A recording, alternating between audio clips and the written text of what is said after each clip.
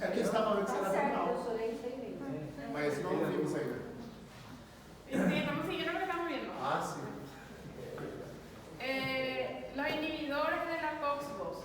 Los inhibidores de la COX-2 son medicamentos que ellos tienen efecto principalmente sobre inhibición de la COX-2. O sea, la COX-1, que es la constitutiva, no se inhibe, eso sigue produciéndose, y la COX-2, que es la que se produce inducida por la inflamación, es la que se inhibe. Este sí se inhibe. Lo que suele pasar a veces cuando el paciente tiene patología cardiovascular, si tiene antecedentes, el paciente que no tiene antecedentes cardiovasculares no se ve eso, pero el paciente con antecedentes cardiovasculares, si se toma un medicamento que tenga esta acción, se inhibe esto, pero esto no. Entonces, ¿qué efecto puede aparecer acá? Que se favorezca la agregación plaquetaria. Entonces, como la constitutiva que está en las plaquetas no se inhibe, entonces puede aumentar la agregación plaquetaria o el riesgo de agregación plaquetaria. Y ahí aumenta el riesgo de eventos cardiovasculares en el paciente. Repito, es para el paciente que tiene factor de riesgo cardiovascular. Ya tiene algún factor de riesgo cardiovascular, dislipidemia, hipertensión arterial, esas cosas, o en un paciente que ya tuvo un evento cardiovascular. En eso es lo que pasa. Eso. Si el paciente es joven y sin patología, no se produce esto. Entonces, cuando el paciente tiene riesgo cardiovascular, se favorece la agregación plaquetaria porque se inhibe esto y esto no se inhibe, entonces puede ocurrir la agregación plaquetaria. Aumenta el riesgo de fenómenos trombóticos. Cuando hay aumento de la agregación plaquetaria, aumenta el riesgo de fenómenos trombóticos de ACV y de infarto de miocardio. En pacientes con antecedentes, entonces eso se ve en pacientes con antecedentes. ¿Para quién estaría indicado este tipo de medicamentos? Para el paciente que no tiene patología cardiovascular o antecedentes cardiovasculares. Para el paciente que tiene riesgo de tener efectos gastrointestinales, pero no tiene antecedentes cardiovasculares. Si tiene antecedentes cardiovasculares, no se tiene que usar. Estos que son inhibidores de la COX-2 no se deberían usar en un paciente que tiene antecedentes cardiovasculares. ¿Se entiende? Sí. La otra acción es la acción renal. Ahí están estos tres efectos, acá cardiovascular, la acción renal. La acción renal puede asociarse con eventos agudos y eventos crónicos. Una insuficiencia renal aguda y una insuficiencia renal crónica. Acá no está muy bien aclarado cuál es el mecanismo por el que se produce eso, pero en la nefropatía aguda sí se relaciona con la disminución de las prostaglandinas. En el riñón estaban los dos tipos de ciclooxigenasa, tanto la 1 como la ciclooxigenasa 2. Que lo que producen es prostaglandinas, que tienen efecto vasodilatador. Acá entonces la afectación renal se ve tanto por inhibición de esta como de esta. Con eso, ¿qué pasa? Bajan las prostaglandinas, con la utilización de los AINES, bajan las prostaglandinas y este efecto disminuye. Entonces, ¿qué se ve? Se ve una vasoconstricción. Se ve afectada la vascularización, o sea, la irrigación de los riñones. Se altera el flujo sanguíneo renal, y empieza a retener líquido el paciente y alterar también, a producir alteraciones electrolíticas. O sea, cuando se utiliza de forma aguda una dosis muy alta de AINES, disminuye las prostaglandinas por inhibición de las dos enzimas en el paciente, tanto la 1 como la 2. Se altera la perfusión renal porque se produce vasoconstricción. La irrigación renal se altera, como no están bien irrigados los riñones, el flujo sanguíneo renal disminuye y el filtrado glomerular también disminuye. Entonces, ¿qué empieza el paciente? En vez de orinar, empieza a retener líquido. Va a retener líquido, va a retener sodio, va a retener potasio, va a alterarse todo eso en laboratorio en el paciente y va a presentar edemas. Este es el mecanismo entonces de lo que ocurre en la insuficiencia renal aguda por AINES. Por disminución de las prostaglandinas se altera la perfusión renal y esa alteración va a producir la retención de líquido y electrolitos en el paciente. Doutora, eu só entendi um pouquinho da vasodilatação para a vasoconstrição, né? Y si la vasodilatación se va a ver normalmente por la producción de prostaglandina. Si vos bloqueas la producción de si vos bloqueas la producción de prostaglandina, entonces ¿qué va a ocurrir? Lo contrario, disminuye prostaglandina y ocurre vasoconstricción. Que vai causar uma hipersensibilidade. Sí, ahí se altera el flujo sanguíneo renal, disminuye el filtrado glomerular, orina menos, por lo tanto retiene líquido. Eso se vio que se ve en pacientes con algún factor de riesgo también, algo que está alterado. Acá otra vez menos nefrotóxico el paracetamol. El paracetamol que menos producía también efecto gastrolesivo. El paracetamol es el que solo cuando se usa dosis alta produce efectos adversos. Entonces también el menos nefrotóxico. Y probablemente otra vez relacionada con su inhibición de las dos enzimas, tanto la 1 como la 2. Entonces no tiene un efecto adverso importante también. Esto de la insuficiencia renal aguda se ve cuando el paciente tiene algún factor de riesgo, algo que no esté corregido en ese paciente. Si la funcionalidad renal o la perfusión renal es normal, no se ve. Solo si hay compromiso de la perfusión renal. Al paciente que está internado y no se le está hidratando bien y se le está haciendo mucho analgésico. El paciente que tuvo una fractura, se operó y no se corrigió su hipovolemia, no se le hidrató bien, no se le transfundió, sangró mucho en su cirugía y no se hizo alguna corrección de líquido o una transfusión en eso. A eso se refiere con un factor de riesgo. Está alterada la perfusión, ¿por qué? Porque hay hipovolemia. O sea, la principal relación es con hipovolemia. Si el paciente está hipovolémico porque está deshidratado, está hipovolémico porque está anémico, está hipovolémico porque tiene alguna otra insuficiencia cardíaca, por ejemplo. Es el factor fundamental, la hipovolemia.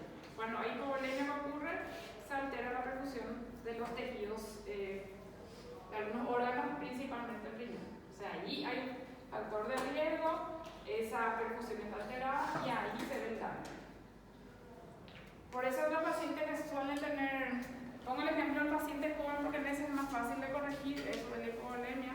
Suele pasar al paciente que politraumatizado con alguna fractura que se lo opera y no se le hidrata, no se le tiene que hidratar y presentan insuficiencia renal. Se corrige eso y el paciente mejora otra vez su funcionalidad. Algún factor que comprometa la perfusión renal, acá les marqué principalmente hipovolemia, o sea, si está hipotenso va a estar hipovolémico, si está con insuficiencia cardíaca está hipovolémico, si el paciente tiene cirrosis hepática está hipovolémico también porque tiene líquido en tercer espacio, en afectación renal crónica también y pacientes que consumen medicamentos que también aumentan la diuresis o alteran el perfil renal. Ahí lo común en todo eso es que el paciente tiene hipovolemia y tiene alteración de la perfusión renal a consecuencia de eso. Si no tuviera esta patología o si el paciente no estuviera deshidratado, por ejemplo en el caso del ejemplo que les doy, el paciente no tiene por qué desarrollar una insuficiencia renal aunque esté recibiendo dosis alta. El problema ahí es que hay algún factor que está alterando la perfusión renal. Entonces, la insuficiencia renal aguda se va a desarrollar si el paciente tiene algún compromiso de la perfusión renal. Si no está comprometida la perfusión, no presenta.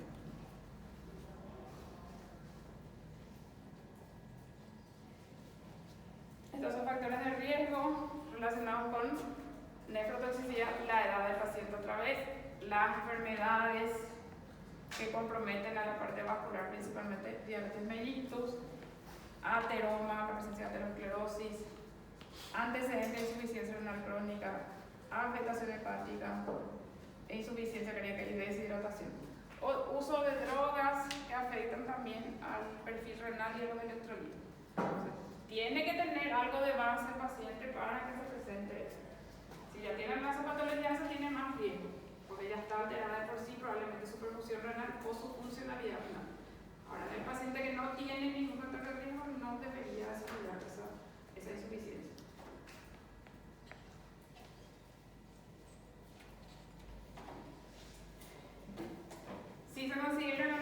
nefropatía analgésica, o sea, asociada por ahí, que se tiene que hacer suspender la medicación para evitar el daño para seguir evitando el daño que puede tener el paciente.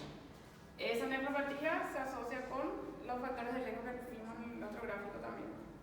HTA, diabetes, insuficiencia cardíaca, insuficiencia renal. Se ve nefropatía asociada a analgésicos, se ve gastropatías asociadas a los analgésicos, porque se consumen con mucha frecuencia, se ven cuadros asociados a esas. Bem alta no gastro, né? Mais que renal.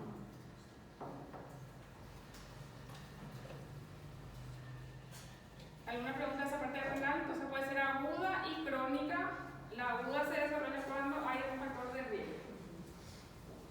Las otras alteraciones son fenómenos de hipersensibilidad. Eso suele tener relación con el medicamento y también en algunos casos con el medicamento, también con la hipersensibilidad del paciente. En los fenómenos de hipersensibilidad hay un tipo de reacción que se desarrolla más rápidamente y hay otro tipo que demora un poco más para verse. Los AINES son los medicamentos que más producen fenómenos de hipersensibilidad. Después de ellos están los antibióticos, principalmente los del grupo de la penicilina, y que también producen con bastante frecuencia, pero los AINES son los que más frecuentemente pueden producir. Y puede haber un paciente que tenga mala suerte y reaccione a más de un tipo de AINES, porque nosotros vimos por grupo, hay algunos que forman parte del mismo grupo. Diclofenac, por ejemplo, con ketorolac es del mismo grupo, y un profeno con naproxeno, flurbiprofeno es de otro grupo. Paracetamol está en otro grupo, dipirona en otro grupo, pero hay pacientes que reaccionan a más de un tipo de medicamentos. Y a lo que más difícilmente reaccionan es al paracetamol. La dipirona sí puede producir reacciones, pero el paracetamol es lo que menos suele producir. Si el paciente presenta una reacción alérgica, una reacción de hipersensibilidad, debería hacerse un estudio de alergia para saber qué es lo que se puede usar en él, para que no se repita ese proceso. ¿Por qué parece que no produce? Y probablemente porque su respuesta también, o sea, su afectación no es muy intensa, probablemente relacionada con eso de que la COX-1 y COX-2, la acción no es muy leve, por eso puede ser. Pero hay pacientes que reaccionan igual también ahí, pero se ve con menos frecuencia. Ahora con dipirona se ve bastante, con ibuprofeno se están viendo muchas reacciones también actualmente. Y diclofenac un poco menos, pero más ibuprofeno y dipirona. Si ustedes ven literatura americana, dipirona no existe en libros americanos. Dipirona se usa acá, se usa en Sudamérica, se usa en algunos lugares de Europa, pero en Estados Unidos no se usa. Dipirona es un medicamento que consideran no es alta la frecuencia, pero puede producir una reacción adversa, una aplasia medular, y no van a encontrar ese medicamento en la literatura americana. Vamos a encontrar en nuestra literatura, para Sudamérica, en algunos lugares de Europa, pero en otros lugares en Estados Unidos no. E qual que entra na lugar da dipirona? Sabes ou não? No, y los otros se utilizan igual, paracetamol, menos ou la dipirona es más que eso. No es alta la frecuencia, es baja, pero ellos consideran que es muy arriesgado, entonces no está aprobada su utilización. Professora, mas essa questão aí, fugindo um pouco, tem mais a ver com a indústria, né? Que, tipo, Puede ser, teoricamente é da Alemanha, não é? Não é isso? Porque daí não tem paracetamol na Alemanha e tem dipirona, não é Sí. uma coisa em relação. Puede tener relación con eso también, pero porque la frecuencia no es alta, pero puede haber, y ellos quieren supuestamente evitar ese tipo de reacciones. Porque sí puede producir una aplasia una reacción que es irreversible también. Ese riesgo lo que hay. Los fenómenos de hipersensibilidad pueden ser más agudos, se consideran agudos lo que se ve en las primeras horas, hasta las 24 horas de exposición, por ejemplo. Y después lo de presentación diferida se refiere a que aparece generalmente después de 24 horas. Lo que aparece enseguida, cuando se lo administra o hasta dentro de las 24 horas se considera agudo, y de presentación diferida son los que aparecen después de 24 horas. Y pueden aparecer bastante tiempo después. Si miran acá lo que se ve en lo que es de presentación aguda, pueden verse algunas lesiones que son también en la piel, pero la mayoría son sintomatologías que relacionadas con broncoespasmos, vasodilatación, rinorrea por vasodilatación facial, le queda toda roja la cara del paciente, cuadros de asma del paciente también, angioedema. Angioedema se refiere a edemas que suelen ubicarse en lugares donde se puede distender mucho la piel, lo que aparece por ejemplo en la boca, también en la garganta y en los ojos, donde se puede distender mucho la piel, a eso se le llama angioedema. Y shock anafiláctico son más reacciones relacionadas con vasodilatación, acá, en lo que es agudo. Y lo que aparece después de las 24 horas ya suelen ser reacciones más de la piel. Hay algunas reacciones que aparecen rápido, por ejemplo la urticaria sí puede aparecer enseguida después de la aplicación de medicamentos, pero hay otros, ese sí puede aparecer rápido, pero hay otras lesiones que demoran más para aparecer. Lesiones cutáneas específicas, erupciones fijas se llaman algunas erupciones que aparecen siempre en la misma zona. Si el paciente consume algo y le produce una lesión, al consumir le va a aparecer en el mismo lugar. Es una lesión fija. Entre las variedades de lesiones en la piel hay muchísimas. Eritema multiforme es una lesión eritematosa, pero que tiene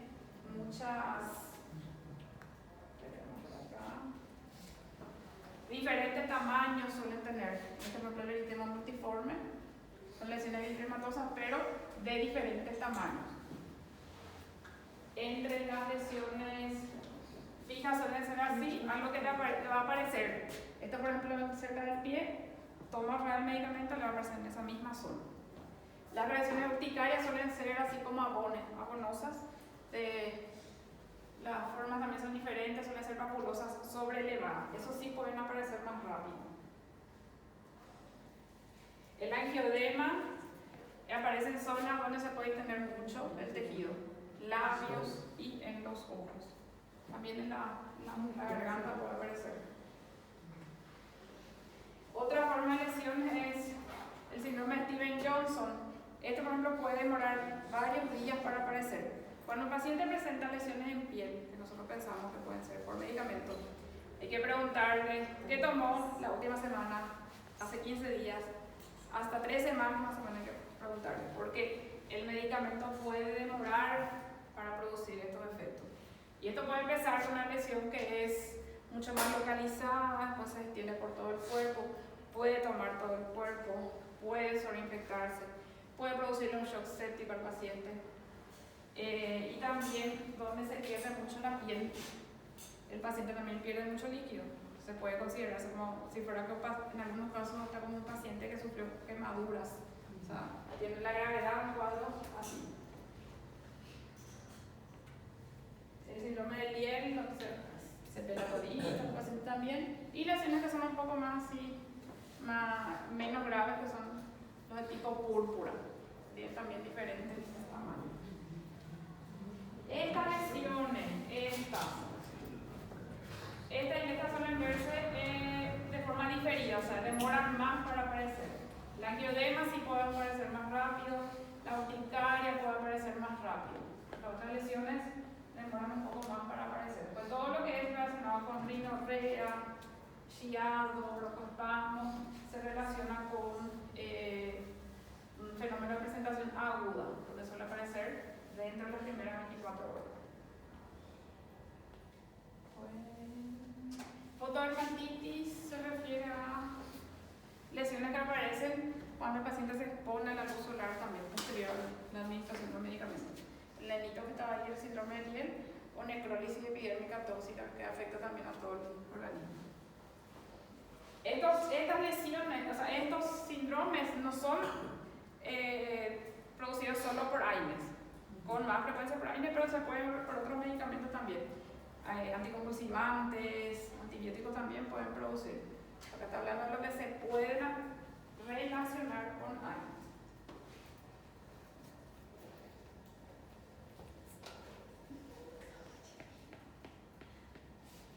Las reacciones hematológicas pueden ser agudas, diferidas, agudas si se ven enseguida hasta 24 horas después de la exposición, y a partir de 24 horas la presentación diferida. Pueden demorar semanas para aparecer. Entonces, la verdad, hacer un interrogatorio si pensamos que tiene una reacción farmacológica, una farmacodermia, hay que pensar, hay que preguntarle hasta 3 semanas más o menos qué fue lo que el paciente consumió.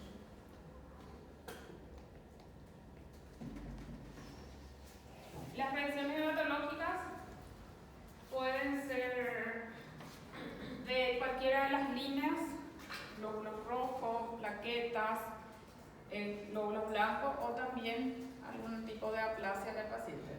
Eso depende de las propiedades del fármaco. Hay algunos que tienen mayor riesgo de producir reacciones hematológicas. La dipirona, por ejemplo, puede producir.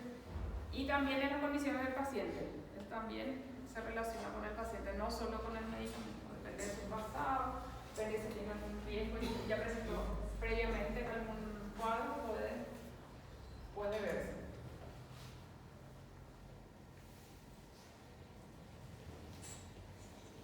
Estos son los efectos adversos que se pueden ver generalmente en los pacientes. Ahí cita algunos de los principales que vimos, lo que es gastrointestinal. Estos son los cuadros más leves, estos son los cuadros de mayor gravedad que se pueden ver, relacionados con la inhibición de las prostaglandinas, que son protectoras habituales de la mucosa gástrica.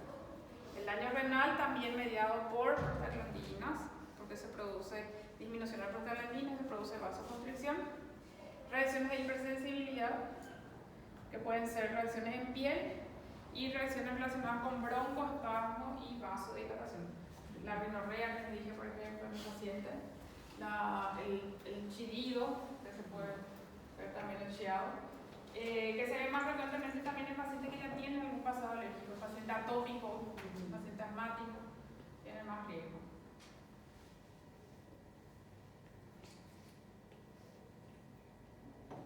Alguma pergunta hasta aí? Doutor, você volta lá na hipersensibilidade? No caso da hipersensibilidade aguda, qual seria como reverteria o quadro? Não no choque anafilático, mas no angioedema, por exemplo? Y se tiene que hacer, si los cuadros no son muy graves, no se suelen hacer, el shock anafiláctico que hace adrenalina, pero si los cuadros son más leves, se pueden hacer antihistamínicos. Acá se hace clorfeniramina, no sé cuál es del mismo grupo del Dramamine, que es lo que se usa más en Brasil, pero antihistamínico y corticoides, que son los que tienen un efecto más rápido. Si está arrancado con chiado, sí puede hacer el salbutamol, un anticolinérico también, pero lo que se suele hacer es suspender la medicación dependiendo de la extensión del cuadro o de la gravedad. Puede ser por vía oral o puede ser por vía endovenosa. Si el paciente tiene voz leve estable, solo presenta algunas reacciones tipo urticaria, con angioedema, le puede hacer más que vos ves que no está progresando, puede hacerle por vía oral. Si no lo haces por vía parenteral. ¿Alguna otra consulta?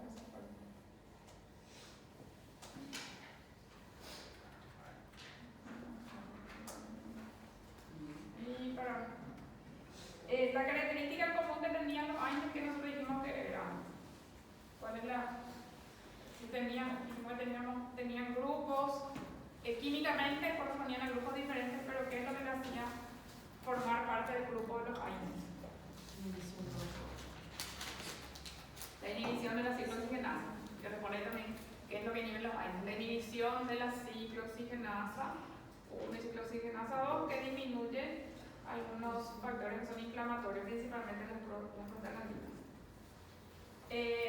Los medicamentos que actúan sobre estos dos productos, sobre estas dos sustancias, son los corticoides.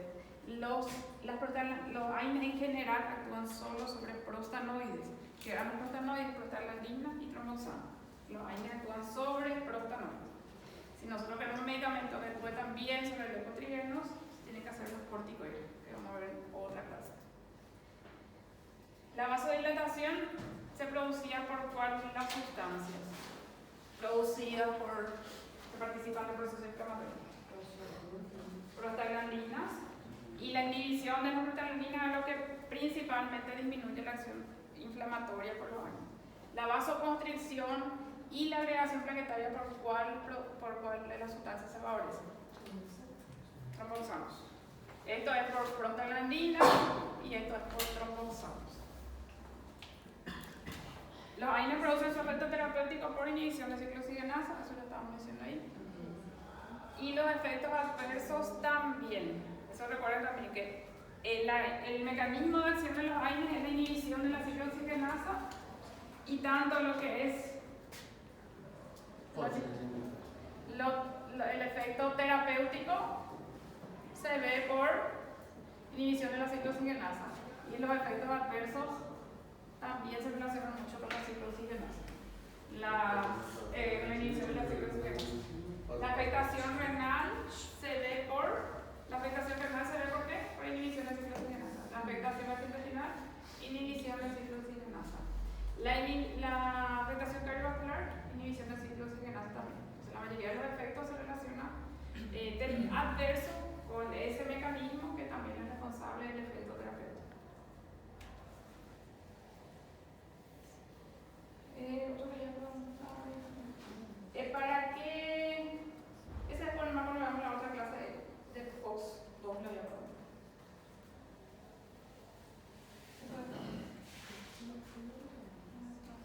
De acuerdo a las acciones terapéuticas, es lo que habíamos visto nosotros.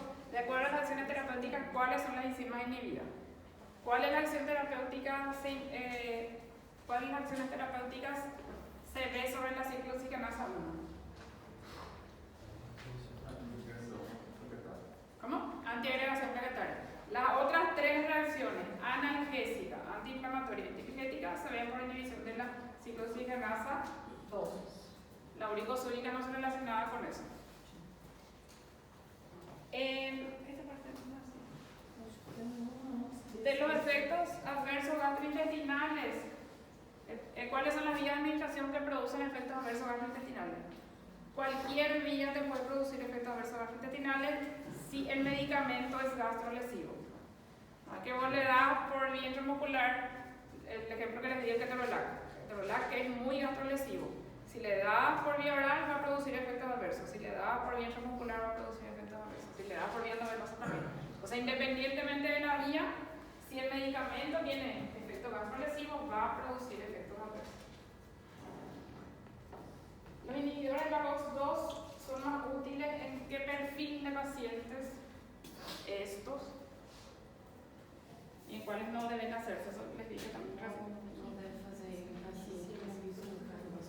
Con riesgo cardiovascular no se tiene que hacer, se puede hacer en paciente que no tiene riesgo cardiovascular y tiene riesgo gastrointestinal. Porque tiene un perfil que favorece el perfil del paciente tiene riesgo para complicaciones gastrointestinales, entonces se lo puede hacer, pero sin riesgo cardiovascular.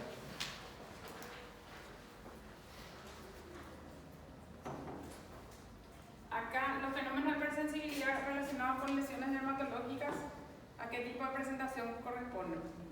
La mayor cantidad de lesiones dermatológicas, aguda o diferida. Diferida.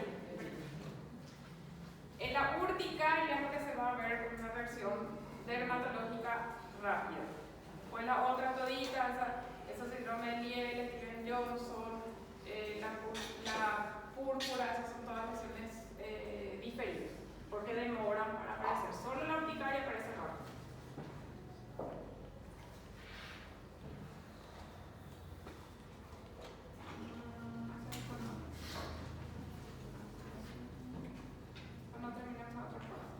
¿Alguna pregunta hasta acá?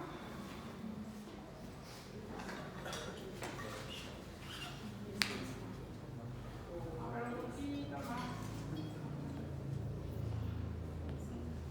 En esa primera parte nosotros vimos la parte general.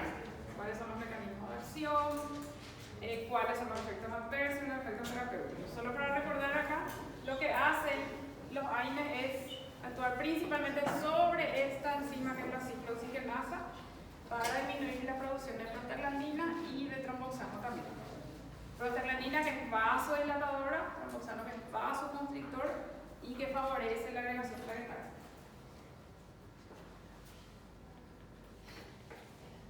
Las prostaglandinas que tienen efecto principalmente entonces vasodilatador, el tromboxano antiagregante plaquetario y vasoconstrictor. Las prostaglandinas también se relacionan con la aparición del dolor en el paciente. El paciente que está con un proceso inflamatorio o con prostaglandinas aumentadas tiene mayor sensibilidad al dolor. Esto es lo que principalmente disminuye los AINE, esto. Los leucotrienos sobre eso no suele actuar, es sobre esta sustancia. Entonces, cuando se desvían, cuando esto no se produce, o sea, cuando los derivados del ácido araquidónico no pasan a la vía de la ciclooxigenasa, ¿a dónde pueden pasar?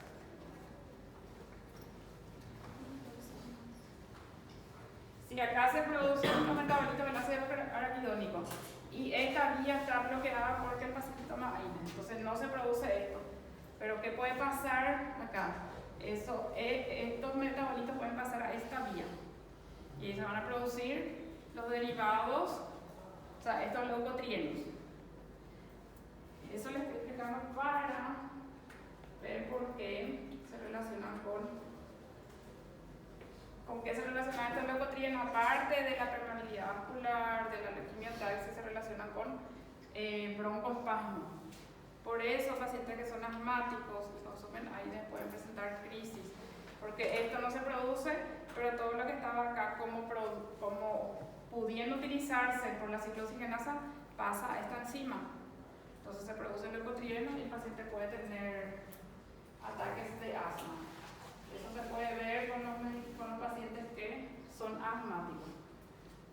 Si se produce algún daño de la membrana celular, se produjeron los metabolitos del ácido araquidónico, no pasaron a esta vía, pero acá está disponible, o sea, acá viene.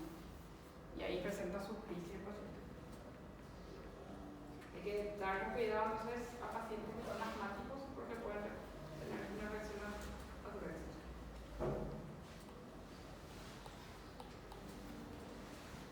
Acá las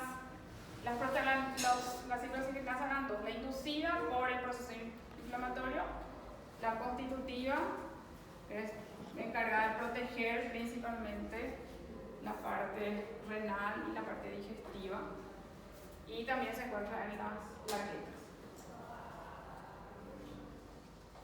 Había una clasificación que era de acuerdo a la estructura química, y hay varios grupos de medicamentos acá. Estos son del mismo grupo: oxicamos, Oxix, los derivados del ibuprofeno, ketoprofeno, naproxeno, diclofenac, etodolac son del mismo grupo, indometacina es de otro grupo y el salicilato de otro grupo. Entonces hay varios subgrupos acá que tienen todas estructuras químicas diferentes. Sí tienen estructuras químicas parecidas a lo que corresponden al mismo grupo. Había otra clasificación de acuerdo a la afinidad por la ciclooxigenasa y había otros que tenían otra clasificación de acuerdo al tiempo de duración. Los oxicamos son los que duran más tiempo, son los que se pueden dar una vez al día. Pues recuerden todos los otros, cuando ustedes si ya tomaron una vez paracetamol, diclofenac, ibuprofeno, difícilmente se lo van a indicar una vez al día, casi siempre 3 veces al día, 4 veces al día, porque su vida media es corta. Vimos las acciones en general de los medicamentos, de los AINES, terapéuticas, los efectos adversos. Y ahora lo que vamos a ver es la acción así de cada uno de los grupos. Yo puse un ejemplo de cada uno de los grupos. Entre los salicilatos, a nosotros nos es más fácil recordar por el nombre que por el grupo, pero no suena más el nombre. Entre los salicilatos que más se usa el paracetamol, entre los salicilatos el paraminofenol del paracetamol, la dipirona en este grupo, van a encontrar en otros lugares que se llama también metamisol. El ibuprofeno, el que más se usa de su grupo, pero también naproxeno, ketoprofeno, que es cetoprofeno en portugués, fluriprofeno, son todos el mismo grupo. Diclofenac con ketorolac son el mismo grupo. Meloxicam, piroxicam son el mismo grupo. Mefenamato, clonicinato de lisina, a veces se usa bastante acá. y los COX-6. Estos dos primeros no son antiinflamatorios, recuerden, son analgésicos y antipiréticos. El ácido acetilsalicílico se utiliza, o sea, tiene todas las funciones, todas las acciones terapéuticas: analgésica, antiinflamatoria, antipirética, antiagregante y uricosúrica. Actualmente su utilización es más como esta es la aplicación que más se le da, la indicación como antiagregante plaquetario, donde a partir de 75, 80, 81 miligramos día ya suele ser suficiente. Esa es su utilización principal. Puede producir efectos adversos. Generalmente con la dosis que se da de 81 no produce mucho, pero antes se veían más efectos cuando se consumían para otros motivos, para cuadros febriles, para cuadros infecciosos. Cuando se daban en niños, ahí se veían más efectos adversos. El ácido acetilsalicílico puede venir en comprimidos de menor cantidad, 100, 125, 75, 80, o también formando parte de otros compuestos.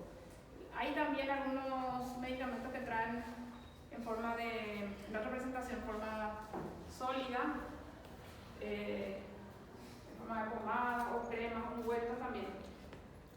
Un nombre, existe todavía, bueno, Sí. ese tipo de salicylato. El compuesto que tiene es eso. Entonces, se puede utilizar como linimento, o sea, para friccionar, y también se suele usar como queratolítico en pacientes que tienen lesiones de tipo callo. Para esas lesiones también. Anteriormente se veía estos síndromes, ahora se ve con mucho menos frecuencia un síndrome que se llama síndrome de Reyes, que se producía porque consumía por algún cuadro viral, generalmente consumía una dosis alta y producía afectación hepática. Pero como eso ya no suele usarse a dosis alta, disminuyó mucho en frecuencia. El salicilismo también disminuyó porque el salicilismo es una intoxicación crónica, se ven pacientes que toman de forma crónica. Pero la intoxicación, la administración de 80 miligramos de ella no produce la intoxicación crónica, tiene que ser una dosis mayor. Se utiliza para dos casos, o sea, se utiliza como antiagregante plaquetario una vez al día, en ese caso toma una vez al día en un paciente, para pacientes que tienen riesgo tromboembólico, paciente con riesgo cardiovascular, paciente que tiene riesgo de accidente cerebrovascular isquémico o de infarto de miocardio, o ya presentó alguno de esos cuadros. Eso toma. Una vez que el paciente toma, tiene que tomar de por vida. Si el paciente tuvo un infarto, va a tomar desde que tuvo un infarto por el resto de su vida, a no ser que tenga una contraindicación. El tratamiento antiagregante se hace ya de por vida en ese paciente. Otra enfermedad donde también se utiliza mucho en la enfermedad Kawasaki, pero es también como prevención de eventos tromboembólicos. La enfermedad Kawasaki se suele ver en los niños. Estos se usó mucho en la época de COVID, las complicaciones que tenían después los niños, que empezaban a tener los ojos rojos, la conjuntiva inflamada, lesiones en la piel. También por sí, y diarrea también. Y acá lo que se veía en eso es que se formaban como pequeños aneurismas dentro de la parte cardiovascular, y para prevenir los eventos se usaba por un cierto tiempo prolongado. También entonces ahí tenía una finalidad, un efecto antiagregante plaquetario. La utilización actual entonces del ácido acetilsalicílico, del AESI, es como antiagregante plaquetario, una vez al día con 80 miligramos aproximadamente ya suele ser suficiente. Los efectos que se ven con esa dosis no suelen ser efectos de intoxicación crónica, sí aumenta un poco el riesgo de sangrado, eso sí es lo que se va a ver, la predisposición al sangrado, pero el paciente o muere de infarto o muere de sangrado, entonces tiene el paciente que necesita tomarlo.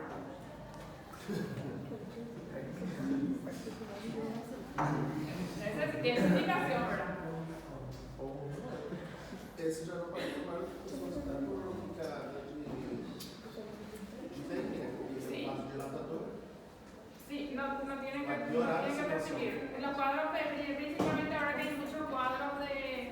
leptospirosis, ¿verdad? Que predispone también a plaquetopenia y con eso aumentamiento sangrado no se tiene que dar en los febriles. Sí. ¿Hasta ahí alguna pregunta?